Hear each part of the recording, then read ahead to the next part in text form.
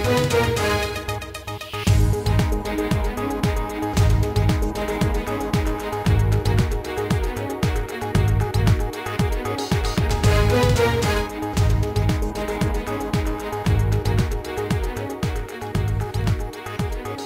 আজকের বাংলাদেশে, আপনাদের সঙ্গে আছে আমি খালেদ মহিউদ্দিন। বন্ধুত্বের বার্তা নিয়ে ঢাকায় এসেছেন ভারতের পররাষ্ট্রমন্ত্রী সুষমা স্বরাজ।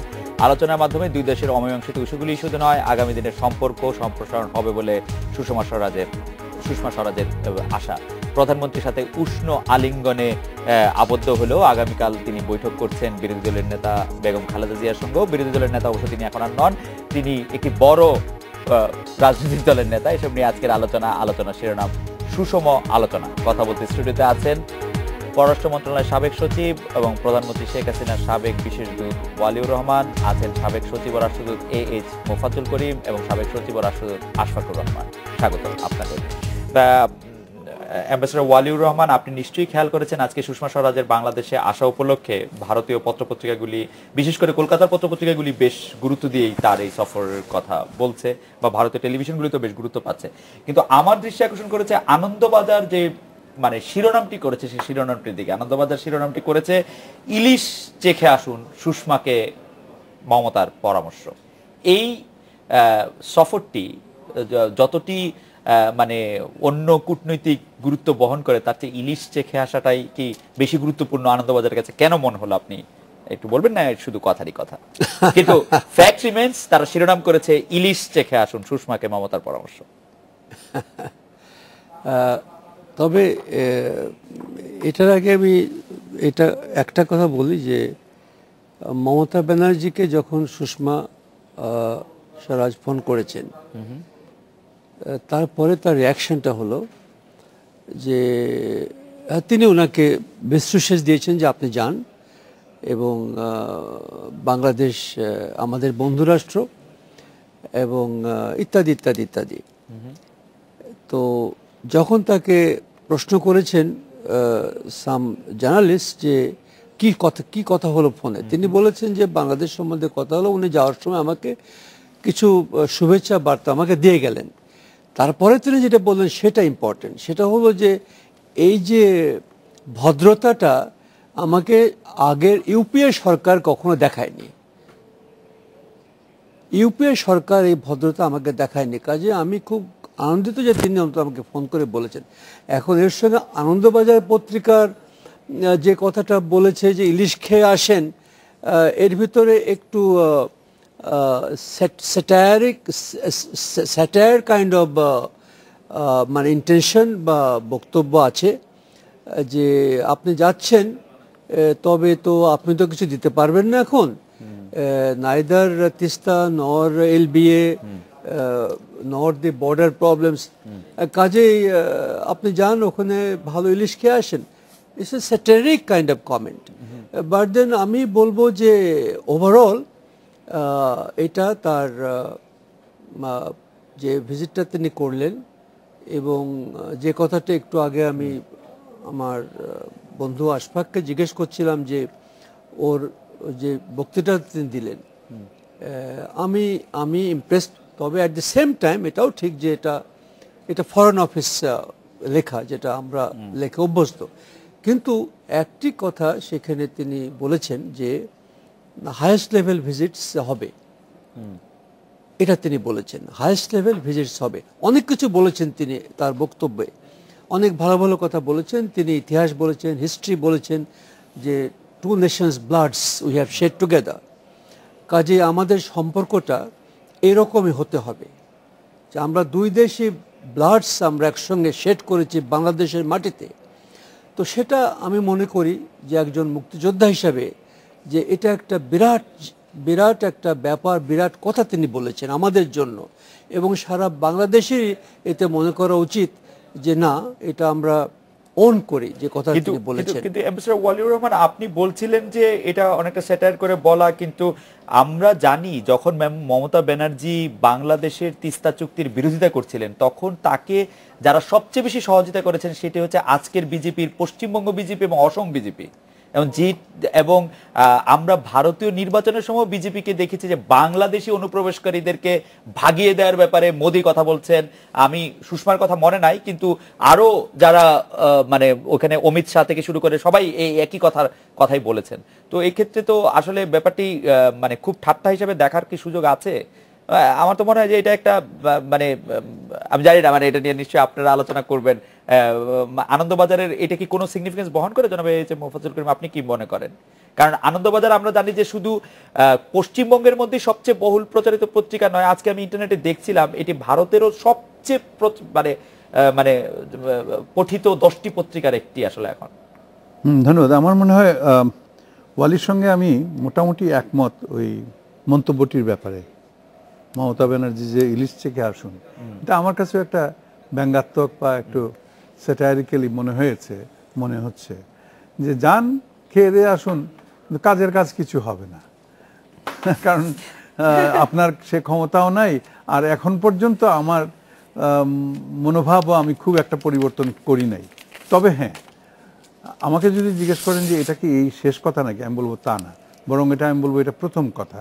এই অর্থে প্রথম কথা যে এখান থেকে অন্তত এই স্টেলমেট, তিস্তা নিয়ে বলুন বা সীমান্ত নিয়ে বলুন, যেগুলোই বলুন, এগুলা দূর করার যে একটা উদ্যোগ, এটা আমি কিন্তু ব্যক্তিগতভাবে এই ভিজিটটাকে স্বাগত জানাই।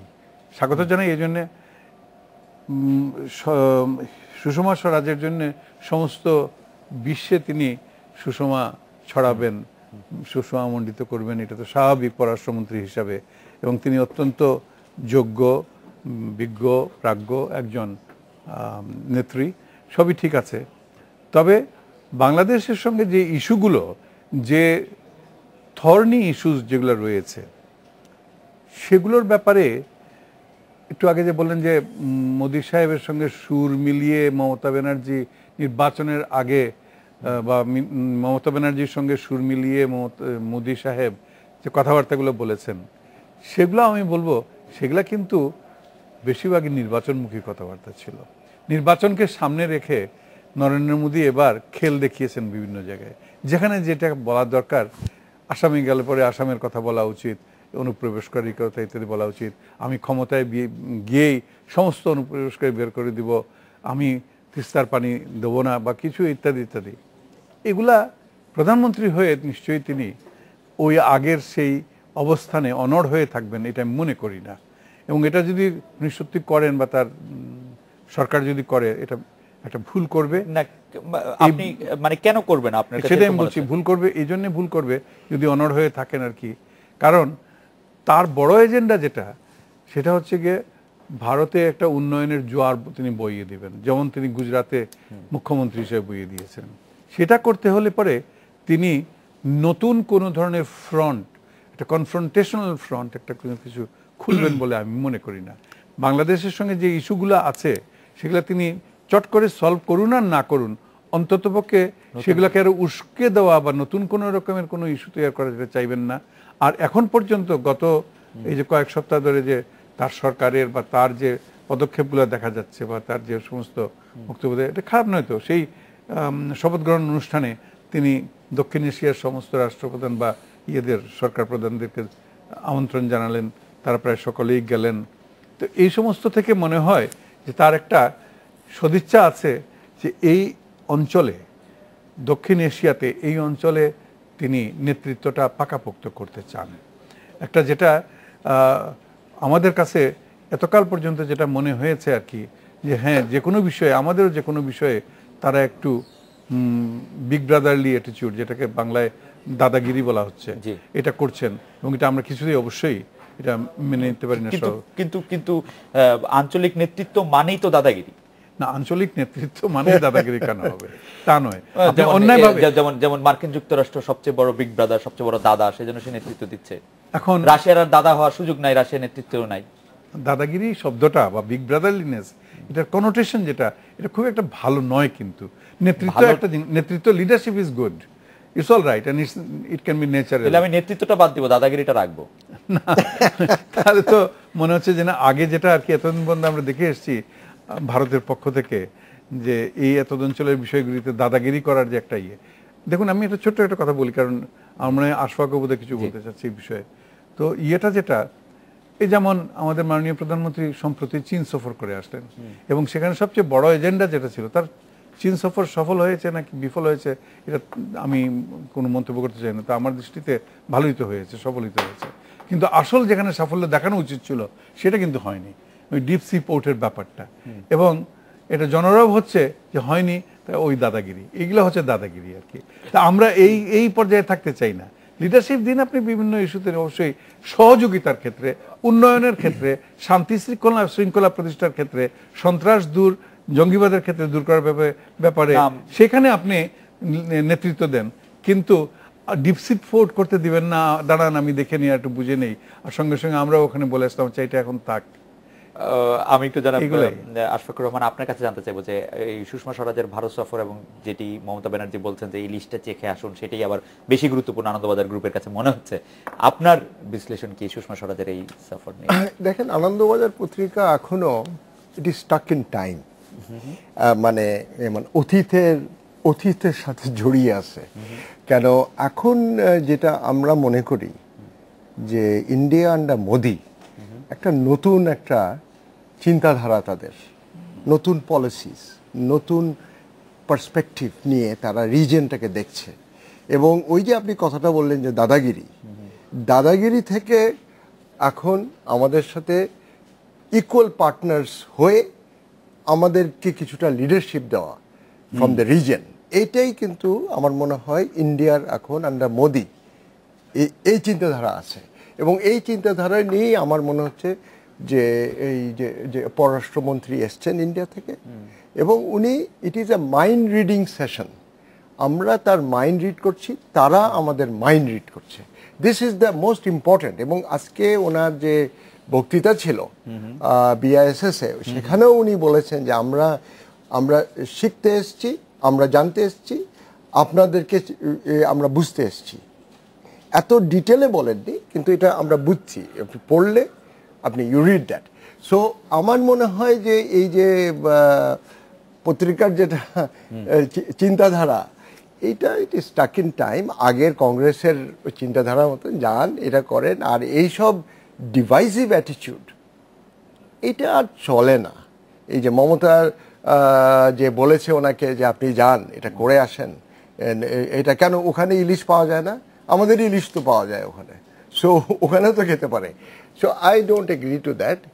এবং আমি যদি, ইফ ইউ পারমিট মি, আমি বলতে চাই যে এই ভিজিটটা কিন্তু it's a good beginning, but it is nothing substantive as yet, কিচ্ছু হয়নি, হবেও না। উনিও বলেছেন যে এইসব তিস্তার এগুলো সময় নেবে।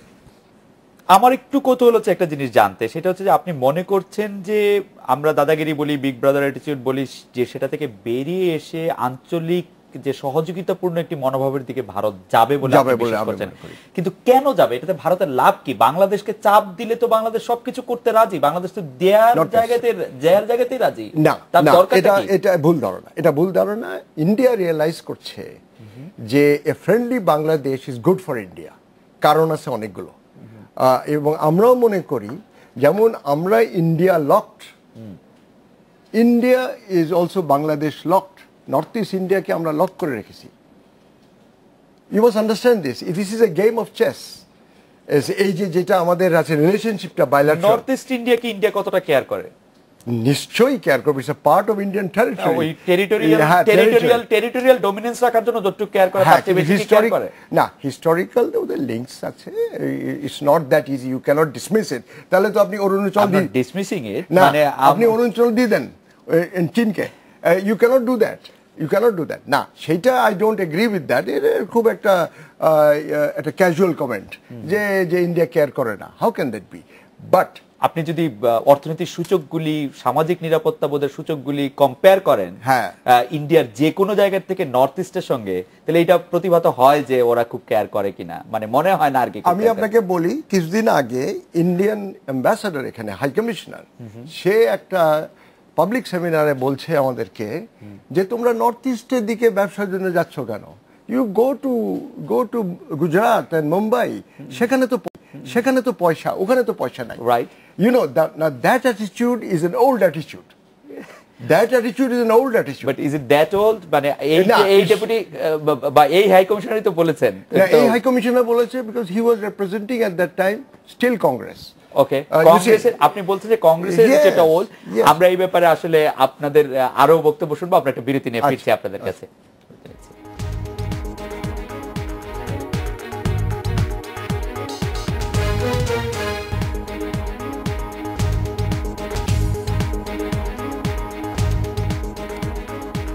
ফিরে এলাম আজকে বাংলাদেশে অ্যাম্বাসেডর ওয়ালিউর রহমান। আমরা চুক্তির বিষয়ে যদি একটু ফিরে আসি, বা পারস্পরিক চুক্তিগুলি যেগুলি আপনি বলছিলেন, ল্যান্ড বর্ডার এগ্রিমেন্ট বা স্থল সীমান্ত চুক্তি এবং তিস্তার পানি বন্টন চুক্তি নিয়ে আমাদের একজন দর্শক জানতে চাইছেন যে আমাদের যে মানে দর কষাকষির হাতিয়ার সেগুলি দুর্বল হয়েছে না আমরা ঠিকই আছি? আমরা ভারতের সাথে এইসব বিষয়ে দর কষাকষির ক্ষেত্রে কি অবস্থান আছে বলে আপনার বিশ্লেষণ, আপনি কি মনে করেন?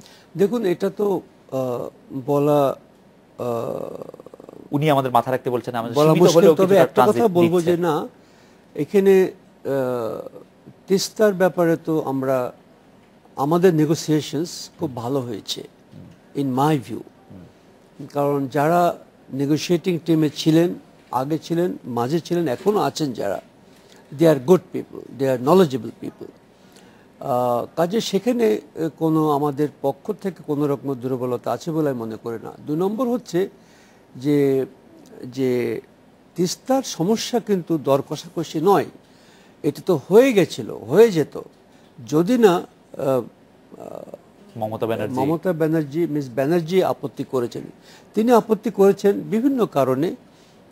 তার যে আপার রাইপেরিয়ান যেগুলো আছেন, যে ডিস্ট্রিক্টসগুলো আছেন, সেখানে পানি ছিল না এবং ওরা ভালো পানি পেত না, এবং তার জন্য and she didn't have a very good vote bank there, so she had to create the vote bank in those districts. কাজেই she has done her job. এখন তার একটু সুবিধা হয়ে যাবে আমি আশা করছি। এবং যেহেতু নরেন্দ্র মোদীর যে পার্সোনালিটি এবং তিনি যে একটা অ্যাবসলিউট মেজরিটি নিয়ে এসছেন, এবং এই যে সুষমা স্বরাজ টেলিফোনে কথা বলেছেন, তারপরে তিনি কিছু কিছু কথা বলেছেন, ইলিশ মাছের কথা তিনি বলেননি, তো মমতা বলেননি, কিন্তু তিনি এটা বলেছেন যে হ্যাঁ উনি বলেছেন, কিন্তু তিনি এটাও জানেন যে যে বর্তমান সরকার she is running short by about $10 billion in her state. Because she wanted money from Congress. UPA did not give her any money. So, ওখান থেকে শুরু হলো তাদের সঙ্গে গোলমাল। This government, it is my reading, যে টাকা দেবে ওকে, এবং they will make sure that Mamata agrees to allow this Tista thing to happen. Secondly, যে আপনার প্রশ্ন যে LBA তে এটা তো শুধু বিজেপি তো না, এরা আরো 2টো জায়গা তারা আপত্তি করেছে। তো আমার মনে হচ্ছে যে সেখানেও তারা একটা জিনিস যেটা মোফাজ্জল করিম বলছিলেন প্রথমবারে তিনি, যে ক্ষমতায় যখন বসেন আপনি, না, Modi has done everything to win the election, everything. এবং সেখানে তিনি বাংলাদেশের সম্বন্ধে যে কমেন্টস করেছেন আমরা সেটা জানি, কিন্তু দ্যাট কমেন্টস এখন শুধুমাত্র সুব্রমণ্যম স্বামী করছেন, আর ওই কমেন্টস আর কেউ করবে না। Modi will never utter those words. কাজে responsibility comes with your chair. কাজে mister Modi is a very practical man, and I think Ashfaq said rightly so, যে তিনি চাচ্ছেন তাকে যে যে ইনগরেশনের সময় যে তিনি 8টি দেশকে ডেকেছেন, এটা it is not for nothing. তার একটা ফিউচার ভিশন আছে, এবং সেই ভিশনটা হচ্ছে যে এই 8টি দেশের সাথে তার সম্পর্ক রাখতে হবে। এবং আপনি দেখেন ভুটানে তিনি গিয়ে কি করে এসছেন, ভুটানে গিয়ে তিনি যা যা করেছেন, তারা the biggest buyer of the Bhutanese পাওয়ার।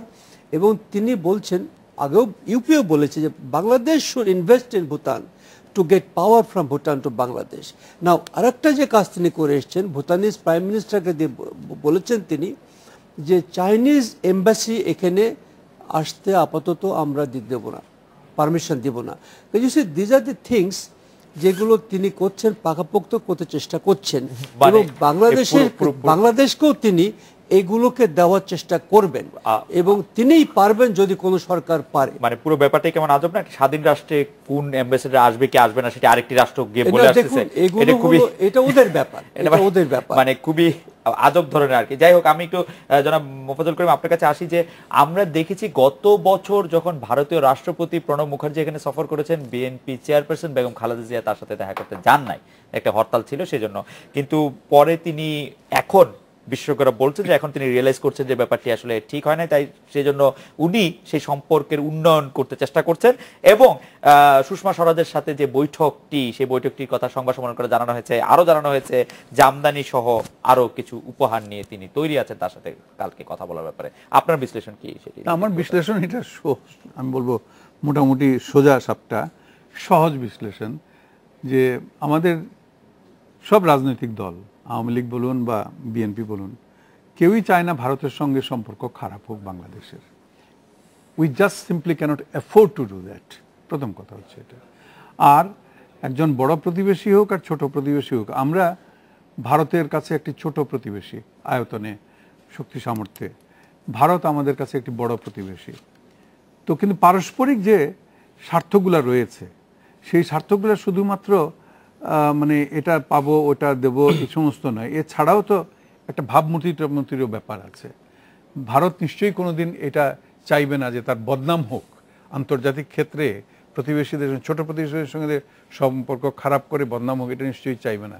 বিশেষ করে আমাদের দাবি দাওয়াগুলো বা আমাদের যে সমস্ত অধিকারের কথা আমরা বলি, পানির অধিকারই বলুন বা সীমান্তের বিষয়াদি বলুন, এগুলো তো কোনো অন্যায্য কিছু নয়। অতএব এই সমস্ত ভিউ পয়েন্ট থেকে এই বৈদেশিক নীতি, সেটা আওয়ামী লীগের যেরকম থাকে বিএনপিরও তাই, বিশেষ করে ভারত সংক্রান্ত বিষয়াদিতে। কিন্তু বিএনপি চেয়ারপারসন গতবার তাহলে রাষ্ট্রপতির সাথে দেখা করলেন না, সেটা তো আমাকে জিজ্ঞেস করে না, মানে আপনার বিশ্লেষণটা কি, মানে সেটা কেন করেন না? আপনি বলছেন যে বিএনপি এবং আওয়ামী লীগের ভারত বিরোধিতা করাটা মানে এটা ঠিক আমরা এফোর্ড করতে পারি না, আপনি বা কাউ মানে কোন রাজনৈতিক দলেরই, সেটা ওটাকে আমি দেখা করেননি প্রণব মুখার্জির সঙ্গে, এটা বিএনপির ভারত বিরোধিতা আমি বলবো না। কারণ অন্য কোনো ক্ষেত্রে কিন্তু এরকম কোনো উদাহরণ নেই যে বিএনপি ক্ষমতায় থাকতে বা ক্ষমতার বাইরে থাকতেও কোনো বিরোধিতা করেছে। হ্যাঁ, নিজেদের অধিকারের জন্য হয়তো সোচ্চার একটু বেশি হয়েছে, বা যখনই ভারত কোনো দাদাগিরি ফলাতে গেছে তখন হয়তো বিএনপি একটা স্ট্যান্ড নেওয়ার চেষ্টা করেছে, যেটা আওয়ামী লীগ সরকার বা আওয়ামী লীগ দল হিসাবে আর কি ঠিক তেমন ভাবে হয়তো মুখোমুখি। বিএনপি রাজনীতির একটা বড় জায়গা জুড়েই তো আছে যে ভারত বিরোধিতা। না, ভারত বিরোধিতা এটা একটা, আমি মনে করি মানে পলিটিক্যাল টক, এটা একটা রেটরিক, না রেটরিক, হ্যাঁ বলতে পারেন যে এটা মানে বিএনপিকে একটু কলুষিত করার জন্য, কালিমামণ্ডিত করার জন্য, বিএনপির মুখে একটু লাগিয়ে দেওয়ার জন্য, একটু দাগ লাগিয়ে দেওয়ার জন্য, এটা নিজেরা না পরের থেকে, না না নিজেরাই তো লাগাবে। আমরা তো বলি না যে বিএনপি ভারত বিরোধিতা করে, বিএনপি তো না না না, ওই খালি একটাই উদাহরণ বললাম তো, প্রণব মুখার্জির সঙ্গে কেন দেখা করেন নাই সেটা, কেন দেখা করেননি এটা হচ্ছে গিয়ে বেগম খালেদা জিয়ার সম্পূর্ণ একটি ব্যক্তিগত ব্যাপার। তবে হ্যাঁ, একটি ভালো কিন্তু একটা কারণ ছিল, ঠিক অজুহাত নয়, একটি কারণ ছিল, সেটা হচ্ছে গিয়ে ওই যে হরতালের ব্যাপারটা আর কি। এখন সরি, আমি কি একটা শুধু অ্যাড করতে, একটা 10 seconds, will you permit me 10 seconds please? allowed go ahead। এটা কি আমরা জানি না যে এই অ্যাপয়েন্টমেন্টটা তিনিই চেয়েছিলেন? কোন অ্যাপয়েন্টমেন্টটা? প্রণব মুখার্জির সঙ্গে মিটিংটা বেগম জিয়া চেয়েছিলেন। Go ahead. না, এটা আসলে এটা বলা খুব মুশকিল, এটা বেগম জিয়া। যাই হোক, কিন্তু fact remains, আমি যেটা জোর দিয়ে বলতে চাই, বাংলাদেশ দেশ হিসাবে, রাষ্ট্র হিসাবে এবং বাংলাদেশের রাজনৈতিক দলগুলো কেউই চায় না ভারতের সঙ্গে সম্পর্ক খারাপ হোক বা সম্পর্কের উন্নয়ন না হোক, সেটা সকল রাজনৈতিক দলের ক্ষেত্রে একই রকম চাওয়া থাকে, আমি তাই মনে করি। তার কারণ ওই যে বললাম যে আমরা এফোর্ড করতে পারি না, ভারতের সঙ্গে আমরা সম্পর্ক খারাপ করাটা করতে পারি না।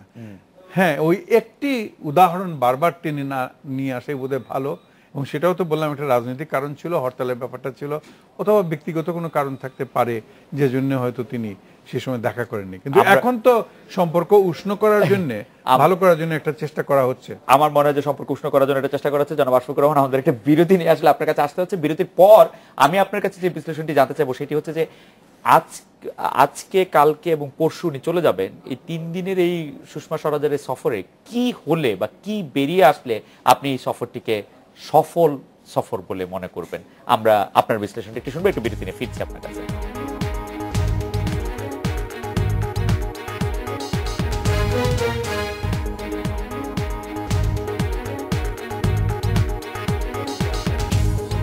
ফিরে এলাম আজকের বাংলাদেশে। জনাব আশফাকুর রহমান, আপনাকে জানতে চাইছিলাম যে সুষমা স্বরাজের বাংলাদেশ সফর কি হলে আপনি সফল মনে করবেন বা কতটুকু হলে?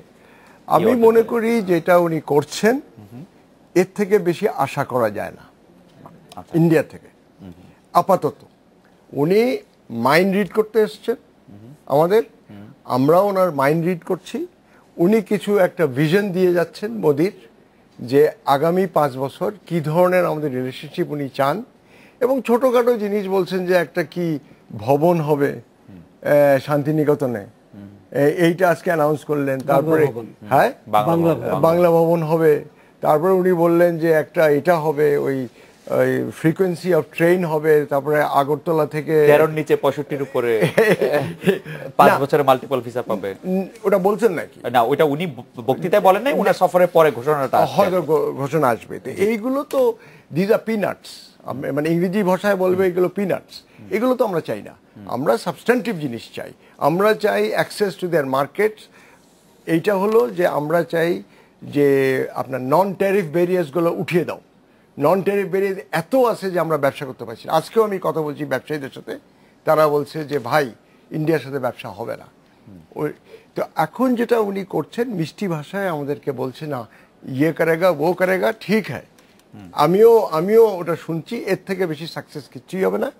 বাট এই মাইন্ডটা যদি if it is different from Congress, যেটা আমি বললাম আপনাকে, যে ওরা চাচ্ছে একটা রিজিনাল লিডারশিপ নেবে, making us equal partners, that is a good concept.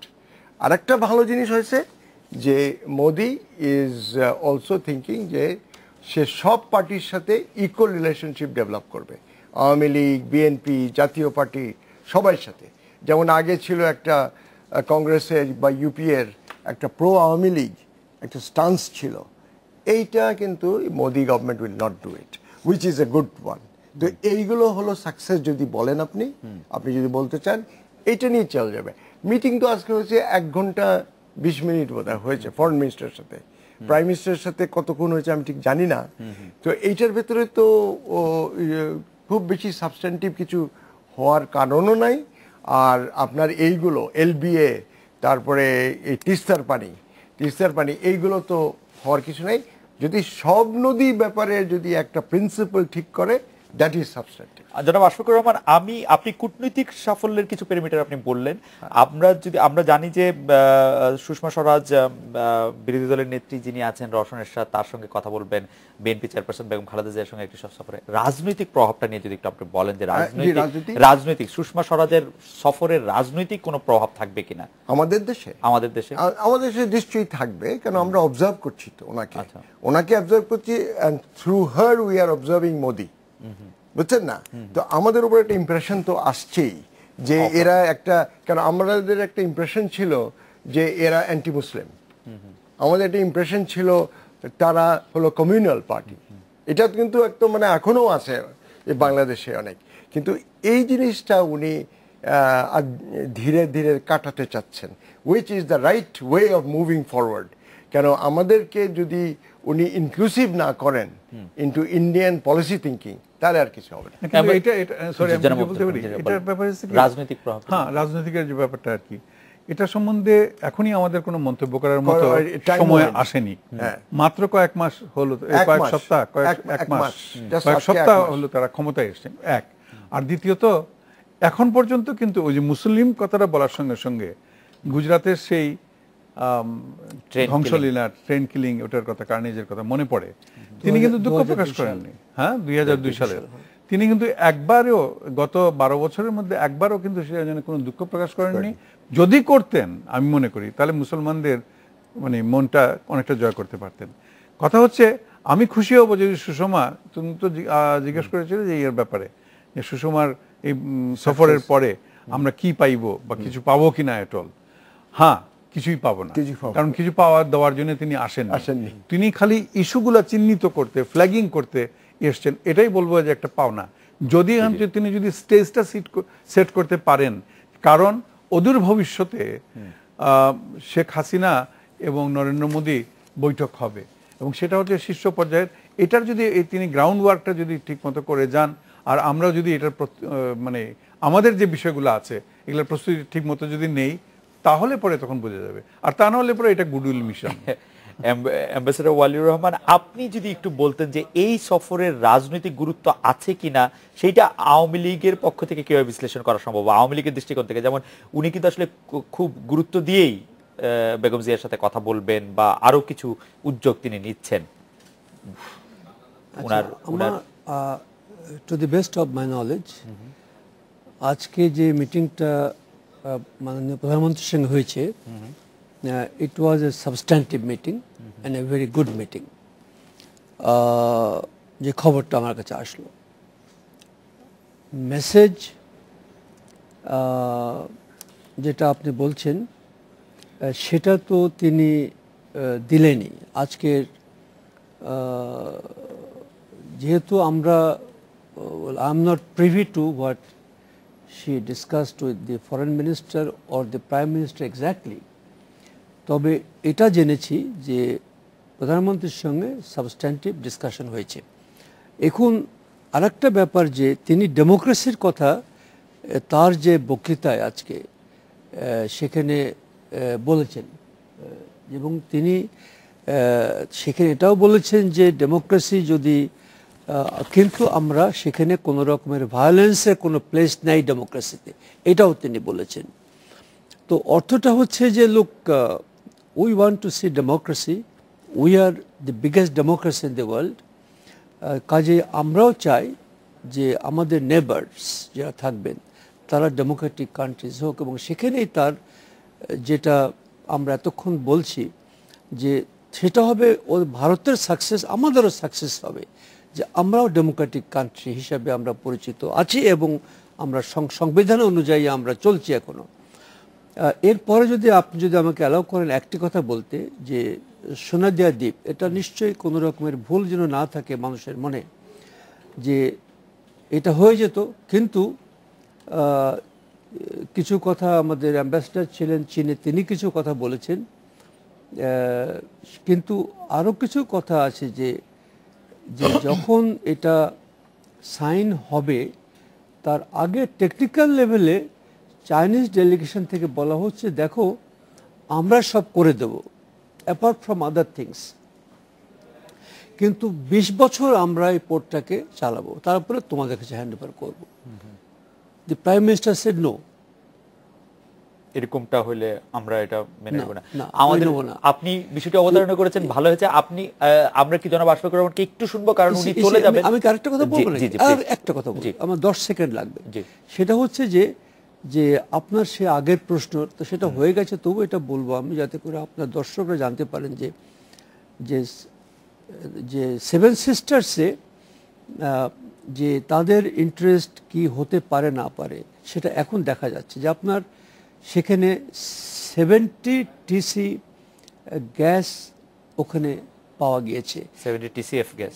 হ্যাঁ, যার জন্য এখন তারা ভারত একটা আপনার সেই ওখানে বড় একটা রাস্তা করছে, এবং সেই রাস্তার পরে তারা আপনার একটা পোর্টও করছে, সিতুয়ের পরে, সিতুয়ে করেছে চীন, ভারত করছে তারপরে, এবং মায়ানমার চাচ্ছে যে ভারত চায়না যেন সম্পূর্ণ অধিকার এখানে না আসে, ডাইভার্সিফাই করতে চাচ্ছে। জনাব আশফাকুর রহমান, আপনি যদি একটু বলেন যে চীনের সাথে বাংলাদেশের চুক্তিটা হতে গিয়েও হতে হলো না, সেটা আপনি কিভাবে বিশ্লেষণ করেন? বিশ্লেষণ না, আমি যেটা শুনেছি যে ওরা টেকনিক্যাল ডিটেলস কি হবে ওরা এই তথ্যটা দিতে রাজি ছিল না আমাদের কাছে। তো কেন আমরা একটা দেশের সাথে চুক্তি করব যে এই টেকনিক্যাল ডিটেলস আমাদের সাথে শেয়ার করবে না? আমাদের সাথে শেয়ার করতেই হবে, কারণ এটা আমার সয়েলে হচ্ছে, আমার সমুদ্রতে হচ্ছে, তো এটা আমাকে জানতে হবে না? এটা গেল একটা পর। আর 2 নম্বর কারণ যেটা আমি শুনেছি সেটা হলো যে ওরা খুব হার্ড কমার্শিয়াল টার্মসে লোনটা দিতে চাচ্ছে, একেবারে 6%।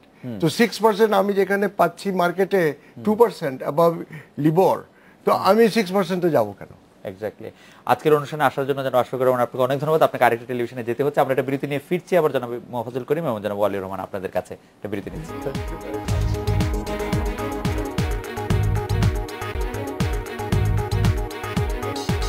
বিরতির পর ফিরে এলাম আজকে বাংলাদেশে। যারা মোফাজ্জল করিম, আপনার কাছে জানতে চাইবো যে বাংলাদেশের কূটনীতির ক্ষেত্রে আপনি বড় চ্যালেঞ্জ যেগুলি সিদ্ধান্ত নেওয়ার ক্ষেত্রে, একটা তো আছে যে এক সরকার থেকে আরেক সরকারের ধারাবাহিকতা রক্ষা, এই মুহূর্তের বড় চ্যালেঞ্জ আপনি কি দেখেন এবং সেটা কিভাবে মেটানো সম্ভব, আপনি যদি খুব সংক্ষেপে। তাহলে সুষমা প্রসঙ্গ না, ভারতের সাথে কূটনীতিটাই যদি সামনে আনেন, কারণ ভারত বৃহত্তম প্রতিবেশী, আপনি বলছিলেন যে ইয়ে করতে পারেন না, সেক্ষেত্রে যদি আমাদের বড় চ্যালেঞ্জটা কি এবং সেটা কিভাবে কূটনীতিক ভাবে মেটানো সম্ভব বলে আপনি মনে করেন?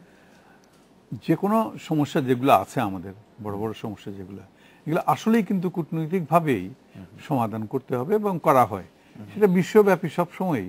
এমন নয় যে পানি নিয়ে যে সমস্যাটা, তিস্তা চুক্তি কথার কথা, বা সীমান্ত চুক্তি, যে তিস্তার পানির ব্যাপারটা এটা মিটমাট করবে পানি সম্পদ মন্ত্রণালয়, বা সীমান্তের ব্যাপারটা করবে, তা না। তারা হচ্ছে লাইন মিনিস্ট্রি, ঠিক আছে, দেখভাল করার বা এটা সমস্ত দায় দায়িত্ব তাদের। কিন্তু এটার আসল যেটা খেলোয়াড় যিনি আর কি, অর্থাৎ যিনি মেসি বা রোনালদো যিনি আর কি, তিনি কিন্তু হচ্ছেন গিয়ে ফরেন সার্ভিস। ফরেন সার্ভিসের যে কূটনৈতিক কৌশল, ওটা দিয়ে করতে হবে। এটাই বিশ্বব্যাপী, এটাই হচ্ছে গিয়ে নিয়ম। এবং এখানে আমাদের বাংলাদেশের ডিপ্লোমেসি যেটা আর কি, এটা আমি এর উপরে কোনো বিরূপ মন্তব্য কিছু করার প্রশ্নই আসে না। কোনো এমন কিছু বিপর্যয় তারা ঘটান নাই বা কিছু খারাপ কিছু করেন নাই। তবে হ্যাঁ, অবশ্যই হয়তো আরো সোচ্চার বা আরো হয়তো এটাকে আরো একটু দৃঢ়ভাবে ধরতে হবে। কারণ বলছি এই জন্যে যে তারা যে কিছু করছেন না, চেষ্টা চালাচ্ছে তা না, তাদের প্রচেষ্টার মধ্যে আর প্রচেষ্টাটাকে আরো জোরদার করতে হবে এই জন্যে। কারণ এই ইস্যুগুলো কিন্তু দেখুন গত 40 বছর যাবৎ চলে আসছে, সেই স্বাধীনতার পরে থেকেই চলে আসছে। তো এটাতে আমি মনে করি ফরেন সার্ভিস, অর্থাৎ আমাদের পররাষ্ট্র মন্ত্রণালয় এবং অন্যান্য মন্ত্রণালয় যারা আছে সংশ্লিষ্ট, প্রায় সকল মন্ত্রণালয়, কিছু কিছু ব্যাপারে কয়েকটা মন্ত্রণালয় হয়তো একটু বেশি জড়িত, স্বরাষ্ট্র বা পানি সম্পদ ইত্যাদি, পার্বত্য চট্টগ্রাম বিষয়ক মন্ত্রণালয়, এরা সবাই জড়িত। কিন্তু এটার সঙ্গে একটা সমন্বয় থাকতে হবে এবং প্রত্যেকেই একটা সমন্বিত প্রচেষ্টার মাধ্যমে পররাষ্ট্র মন্ত্রণালয়কে সাহায্য করতে হবে। পররাষ্ট্র মন্ত্রণালয় সেটাকে গোলটা দেওয়ার দায়িত্ব হচ্ছে কি পররাষ্ট্র মন্ত্রণালয়। ওয়ালিউর রহমান, আমরা শেষ মিনিটে আপনি যদি একটু উপসংহার টানতেন যে এই মুহূর্তে আসলে বাংলাদেশে কোনগুলিকে প্রায়োরিটি হিসেবে সামনে নিয়ে আসা উচিত কূটনৈতিক উদ্যোগের ক্ষেত্রে, ভারতের সাথে সম্পর্ক উন্নয়নের ক্ষেত্রে যদি আমরা বলি। দেখুন, আমি আপনার সঙ্গে সম্পূর্ণ একমত। যেটা আপনি প্রথম প্রশ্ন করলেন সেটা হচ্ছে যে কি অবস্থায় আমরা আছি। আমি মনে করি যে কূটনীতিক ক্ষেত্রে আমাদের আরো প্রোঅ্যাক্টিভ হতে হবে এবং যে কারণে, যেমন ধরেন আমেরিকার সাথে যে সম্পর্কটা আমাদের একটু ভুল বোঝাবুঝি হয়ে গেল, সেখানে আমি মনে করি যে মাননীয় প্রধানমন্ত্রীকে ঠিকমতো অ্যাডভাইস করা হয়নি এবং সেই দায়িত্বটা আমি মনে করব যে শুধু ফরেন মিনিস্ট্রি না, তার যে কতিপয় অ্যাডভাইজার আছেন তাদেরকেও আমি সেই দায়িত্ব করব, সেভাবে দায়িত্ব করব। 1 নম্বর। 2 নম্বর হচ্ছে যে ভারতের সঙ্গে আমাদের কোনো রকমের ভুল বোঝাবুঝি হয়নি, কিন্তু এটাকে আরো উন্নতি আমরা করতে পারবো, আরো উন্নত করতে পারবো আমরা যদি, we have to have a lobby. We don't have any lobby in Bharat, in India. আমেরিকাতে প্রত্যেকটা দেশের বড় বড় লবি আছে, আমাদের সেরকম কোনো লবি নেই। এক ভদ্রলোক আছেন, একটা কংগ্রেসম্যান আছেন, but he is good for nothing. তো ভারতেও যেমন ধরেন যে এখন ভারতে আপনার সবচেয়ে ইম্পর্টেন্ট, এবং আমেরিকাতেও তাই, যে ওখানকার যে রিসার্চ সেন্টার্সগুলো আছে, থিঙ্ক ট্যাঙ্কসগুলো আছে, সেখানে প্রত্যেকটা থিঙ্ক ট্যাঙ্ক, ইন্ডিয়া বলছি আমি, ইন্ডিয়া তারা প্রত্যেকটা থিঙ্ক ট্যাঙ্কে কালটিভেট করে। Call it Woodrow Wilson centre, call it the Brookings Institute, call it Hudson Institute, American Enterprise. They are deciding the policy in the White House. White House is a Treasury Secretary. After retirement from the Bush administration, he went to the American Enterprise Center. এবং ওখান থেকে he is writing, he is advising the government or government in opposition, Mr. Bush or the Republican Party. সেরকম আমরা ভারতে এরকমের কোনো রকমের আমাদের ইয়ে নাই, আপনার লবিং ক্ষেত্র নাই আমাদের। আপনি মনে করছেন যে এই মুহূর্তে এটাতে মনোযোগ দেওয়া খুব জরুরি? মনোযোগ দেওয়া খুব দরকার, মানে আমাদের পক্ষে পাবলিক রিয়াকশনটা ক্রিয়েট করতে হবে, both in the US and India, because this two countries are the most important countries for Bangladesh now. এবং আমরা আশা করব যে এটি নিশ্চয়ই সরকারের যারা কর্তৃপক্ষ আছেন তারা ফিরে দেখবেন। জনাব এইচ এম মোফাজ্জল করিম, জনাব ওয়ালি রহমান, আপনাদেরকে অনেক ধন্যবাদ আজকের অনুষ্ঠানে আমাদের সঙ্গে আসার জন্য। এই ছিল আজকের বাংলাদেশে, দেখা হবে রোববার একই সময়। শুভরাত্রি।